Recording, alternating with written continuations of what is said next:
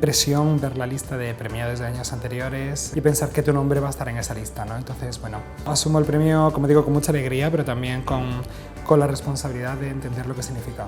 El reconocimiento inmenso que el premio que hoy recibimos significa nos da fuerzas para continuar trabajando sin tregua. Confiamos en que gracias a su trascendencia seremos más visibles y transmitiremos a muchas más personas lo que hacemos, nuestra ilusión, nuestra dedicación y nuestra esperanza. Nuestra generación es mucho más de lo que nos repiten cada mañana. Somos impacientes, amantes del cambio, idealistas.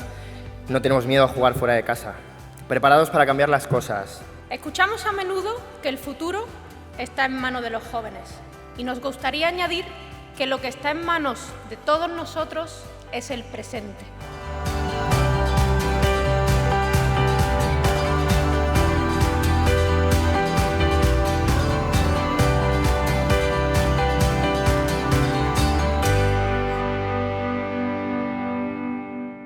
Fundació Princesa de Girona, sempre amb els joves.